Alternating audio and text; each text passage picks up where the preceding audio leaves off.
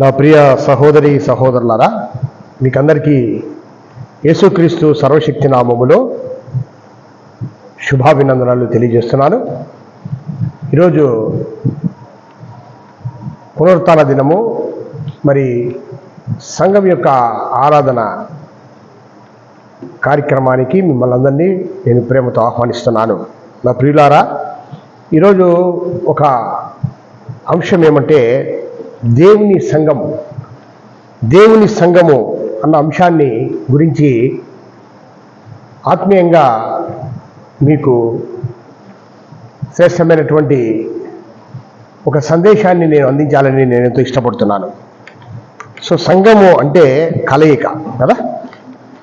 కలయికలో ఏముంది? ప్రేమ ఉంది, సహవాసం ఉంది, ఐక్యత ఉంది.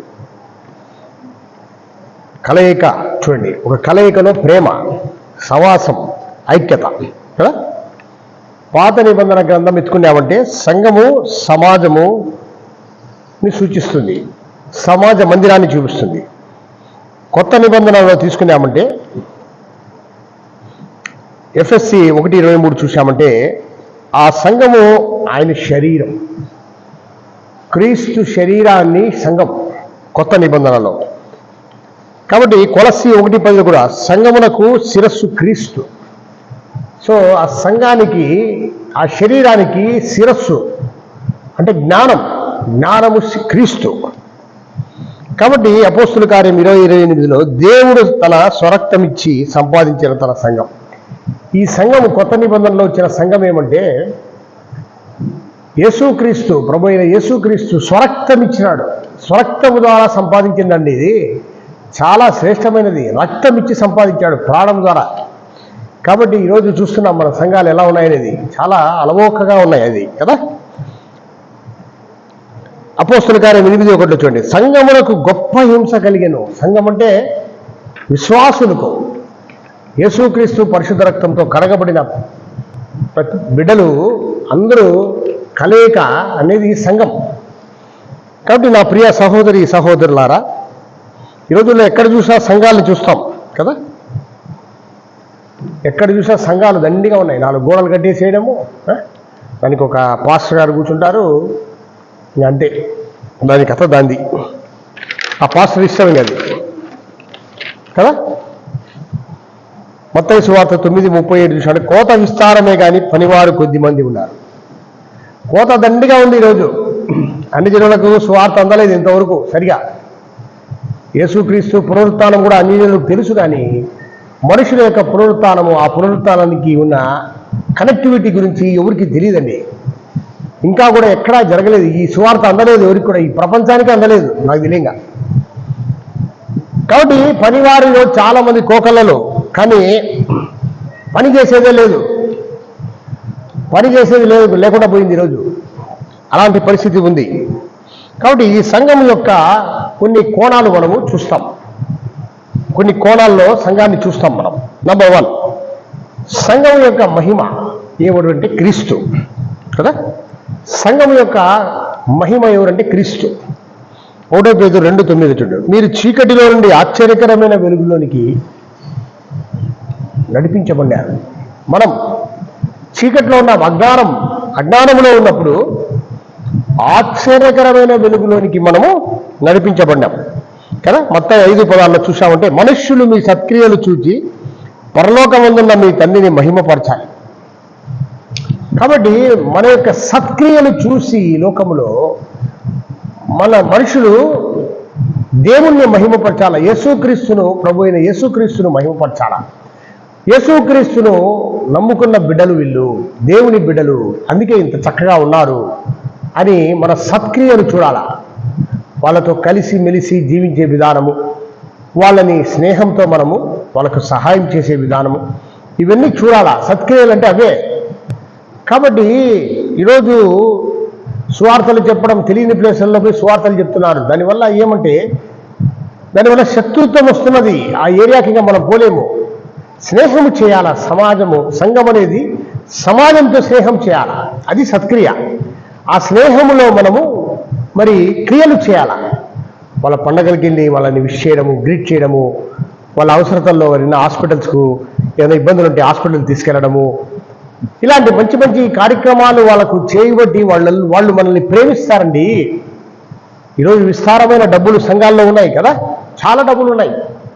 ఒక అన్యజనుల్ని చదివించారు వీళ్ళు, అన్యజనులు పిల్లల్ని చదివించారు, ఇట్లా విశ్వాసుల పిల్లల్ని చదివించారు.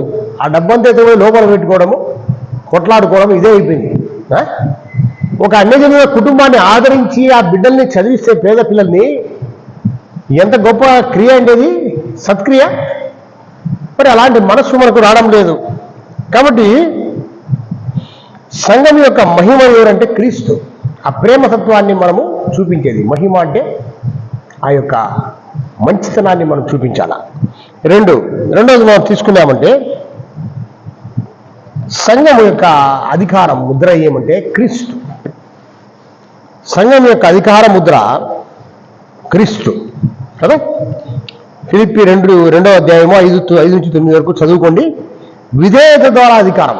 చూడండి ఎంత స్పెషల్ అంటే ఇది, ఒక విధేయత ద్వారా అధికారం అండి, విధేయత ద్వారా అధికారం ఇది. కాబట్టి పేతురుతో కూడా క్రీస్తు, ప్రభు అయిన యేసుక్రీస్తు అంటాడు, ఈ బండ మీద నా సంఘమును కడతాను కదా. బండ, ఈరోజు ఒక విశ్వాసి బండ, శక్తివంతమైనటువంటి జీవితం బండకు పునాది. అలా ఉండాలి మనం, వీక్ కాకూడదు ఏది కూడా. ఒక విశ్వాసం, క్రీస్తునందు విశ్వాసంలో జీవించేటువంటి ప్రతి మనిషి కూడా ఎట్లుండాలంటే బండలాగా ఉండాలి, వీక్ అయిపోకూడదు. ఒక బండ ఉంటుంది సముద్రం యొక్క అంచులో, ఎక్కడ మన సీషోర్లో ఎన్నో నీళ్ళు వచ్చి కొడుతూ ఉంటాయి, చూసారా, ఎన్నో నీళ్ళు వచ్చి కొడుతుంటాయి. ఆ బండ కదలను కూడా కదలదు, కానీ కేవలంగా ఉంటాయి ఆడ, ఏది ఇసుక దిబ్బలు, అవి ఊరికనే కొట్టుకొని పోతాయి. అలా ఉండాలి మనం. శ్రమలను తట్టుకునేటువంటి అనుభవం అది, శ్రమలను మరి తట్టుకునే అనుభవం, శోధనలను తట్టుకునే అనుభవం, శక్తివంతమైనటువంటి ఉన్నత స్థితిలో మనం నిలబడాలి సమాజంలో. ఆ బండ అనుభవం అన్నమాట. ఆ బండ అనుభవం, గట్టితనం, సాక్ష్యం కలిగి జీవించేటువంటి స్థితి రావాలా దానికి. ఇక మూడవది తీసుకున్నామంటే సంఘం ఐక్యత కోణం, ఆత్మ కలిగించు ఐక్యత. ఆత్మ ద్వారా ఒక ఎక్సలెంట్ ఐక్యత ఉంది మనకు కదా. యోహాను సువార్త 13వ అధ్యాయంలో చెప్తాడు, మన ఐక్యత చూచి లోకము క్రీస్తును నమ్ముతుంది. ఈరోజు ఎక్కడ ఐక్యత లేదు, కుటుంబాల్లో ఐక్యత లేదు, ఎక్కడ చూసినా ఎవరికి వారే. మరి ఈరోజు సంఘం ద్వారా మనం అందరం కలిసిన క్రీస్తు శరీరం అనే ఒక గొప్ప సంఘములో ఏర్పరచబడిన మనము ఈ లోకంలో ఐక్యతకు ఉన్నటువంటి శక్తిని, ఐక్యతలో ఉన్నటువంటి గొప్పతనాన్ని సమాజానికి చూపించేవారిగా ఉండాలి కదా. గలతీ 3:4 చూస్తే క్రీస్తునందు అందరూ ఐక్యతగా ఉండాలి మనం. అది సంఘము యొక్క గొప్పతనాన్ని మనం చూపించాలా. 4వ అంశము, సంఘము బాధ్యత ఉంటుంది. ఏమంటే ప్రభు అయిన యేసుక్రీస్తుని సమాజానికి చూపించాలి మనం. అది గొప్ప విషయం. కాబట్టి మార్కు సువార్త 16:15 చూడండి, సర్వలోకమునకు వెళ్ళి సర్వ సృష్టికి సువార్తను ప్రకటించాలి. ఏం సువార్తను ప్రకటిస్తాము? దేవాతి దేవుడు యేసుక్రీస్తు స్వరూపములో ఇక్కడ ప్రత్యక్షపరచబడి ఆయన మరణాన్ని, సమాధిని, మరి పునరుత్థానాన్ని మనం ప్రకటించాలి. అలాగే మనుషుల యొక్క ఆ మరణాన్ని, సమాధిని, పునరుత్థానాన్ని మనము ప్రకటించాలి. అది సువార్త. కాబట్టి ఆయన కార్చిన శిలవ రక్తము, ఆయన ప్రేమతో పెట్టిన మరణాన్ని గురించి మనం ప్రకటించాలి అందరికీ. అలాగే ఆయన యొక్క సమాధి స్థితిని, తిరిగి లేచిన స్థితిని, ఉన్నత స్థితిని మనం ప్రకటించాలా. మనము ఆయన మరణంలో ఐక్యపరచబడినప్పుడు ఎలాంటి ఉన్నత స్థితిలో మనము పునరుత్థాన సంబంధమైన శక్తివంతులుగా ఎలా ఉంటాము ఈ సమాజంలో అనేది మనం ప్రకటించాలా. నిత్య జీవము, పునరుత్థానం లేని నిత్య జీవము లేదు, అది చెప్పవలసినటువంటి విషయం. కాబట్టి అపోస్తుల కార్యం 1:8 నాకు సాక్షులయ్యిందురు. చూడు, సాక్షులు, పరిశుద్ధాత్మ మన మీదకి వచ్చినప్పుడు మీరు నాకు సాక్షులయ్యిందురు. కాబట్టి సాక్షులుగా మనం జీవించాలి. 5వ తీసుకున్నామంటే సంఘము యొక్క ఇంకొక కోణం అంటే పరిశుద్ధత అండి. It is a holiness. ఆ హోలీనెస్ లేకుండా సంఘం ఏమీ లేదు, నువ్వు నేను ఏమీ లేదు, ఈ లోకంలో ఏమి చేయలేం మనం. కాబట్టి ఎఫెస్ 5:20 నిర్దోషమైనది గాను మహిమ గల సంఘము గాను ఆయన తన ఎదుట దానిని నిలబెట్టుటకు వాక్యమనే ఉదక స్థానం. చూడండి, వాక్యమనే ఉదక స్థానం, పరిశుద్ధాత్మ శక్తి అది. కాబట్టి నా ప్రియ సహోదరి సహోదరులారా, సత్యమును ధరించుకుని జీవించడమే క్రైస్తవుడికి ఉన్నటువంటి ఏకైక బాధ్యత ఇక్కడ. ఎందుకంటే సమాజంలో వాడు అలా జీవించాలా, ఒక సాక్షిగా సత్యానికి. వాక్యం అంటే ఏం లేదు, సత్యమే. సత్యానికి సంబంధించిన వాడిగా వాడు జీవించాలా. అది ఎన్ని శ్రమలైనా ఎన్ని ఇబ్బందులైనా నిలబడాలా. మరి మన ముందున్నటువంటి అపోస్తుల కార్యంలో ఉన్నటువంటి ఆది సంఘం విశ్వాసులు ఎలా చూపించినారు కదా మనకు మాదికరంగా. మరి ఈరోజు మనం అలా చేయలేకపోతున్నాం కదా, అలా చేయలేకపోతున్నాం. ఎందుకంటే మనలో శక్తి లేదు, పరిశుద్ధాత్మ లేదు మనలో. పరిశుద్ధాత్మ అంటే ఏం లేదు, జ్ఞానమునిచ్చే శక్తి. ఆ జ్ఞానశక్తి మనకు లేదు. మన మనస్సుకు ఆత్మకు, మన శరీరానికి ఆత్మకు ఉన్నటువంటి లింక్ అది. ఆ లింక్లో శక్తి లేదు. అందుకే ఈరోజు మన హృదయంలో, మన ఆత్మలో దేవుని యొక్క శక్తి లేదు. అందుకే ఈరోజు శరీరెచ్చలతో మనం ప్రేరేపించబడుతున్నాం, లోక క్రైస్తవులుగా జీవిస్తున్నాం. ఇది చాలా డేంజరస్. ఎందుకంటే దేవుడు దేన్నైనా కానీ సహిస్తాడు, కానీ వేషధారితనాన్ని సహించడు. ఆ ప్రియ సహోదరి సహోదరులారా, అలాంటి పనులు ఎప్పుడు చేయకూడదు మనం. కాబట్టి పరిశుద్ధాత్మ తీసుకున్నామంటే సంఘానికి ఉన్న శక్తి పరిశుద్ధాత్మ. ఇది శక్తి కాదు, ఒక జ్ఞాన స్వరూపి. చూడండి, ఇది శక్తి కాదు మనకు వచ్చింది. ఈ శక్తి ద్వారా మనకు వచ్చింది ఏమంటే మనలో కలిగింది జీవం. ఆ జీవం ఈ శరీరానికి ఉంటుంది, ఆత్మకు వెలుగుంటుంది. దాని ద్వారా మనం ఏం చేయగలమంటే జీవించగలం సాక్షిగా. ఎవరికి? సత్యానికి సాక్షిగా జీవించగలం. సత్యానికి సాక్షిగా జీవించినప్పుడు నువ్వు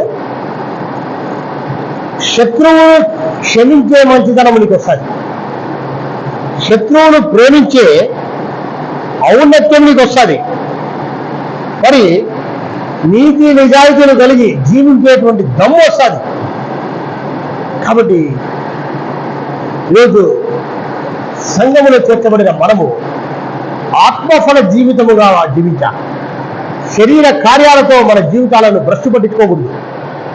మన జీవితాలు ఆత్మఫలము ఎలా ఉంటుందో, ఆత్మఫలం, ఆ ఫలములో ప్రేమ ఉంటుంది, సత్యం ఉంది, మంచితనము, సాత్వికమైన గుణము, పరిశుద్ధత.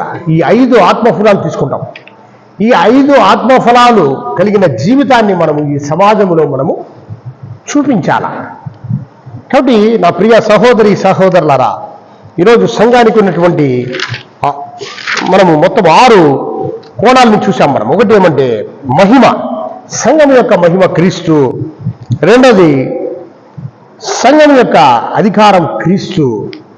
సంఘం యొక్క దృక్పథం ఏమంటే మూడోది ఐక్యత. నాలుగోది సంఘం యొక్క బాధ్యత ఒకటి ఉంది ఏమంటే క్రీస్తును చూపించడం బాధ్యత. అలాగే సంఘము యొక్క ఇంకొక దృక్పథం ఏమంటే పరిశుద్ధత. లాస్ట్ది సంఘము యొక్క శక్తి ఏమంటే పరిశుద్ధాత్మ. మరి ఈ యొక్క 6 దృక్పథాలతో ఈరోజు క్రీస్తు సంఘము నడిపించబడాలండి. మరి ఆ సంఘము నుంచి మనం బయటికి వచ్చిన మనమందరము సమాజంలో జ్యోతుల్లాగా వెలగాలని ఈరోజు ప్రభు అయిన యేసుక్రీస్తు నామమును బట్టి ఈరోజు మిమ్మల్ని అందరినీ నేను ప్రేమతో ఆహ్వానిస్తున్నాను. దేవుడి వాక్య పరిచర్యను మీ హృదయంలో నూరంతలుగా ఫలింపచేయుగాక. God bless you all. Thank you.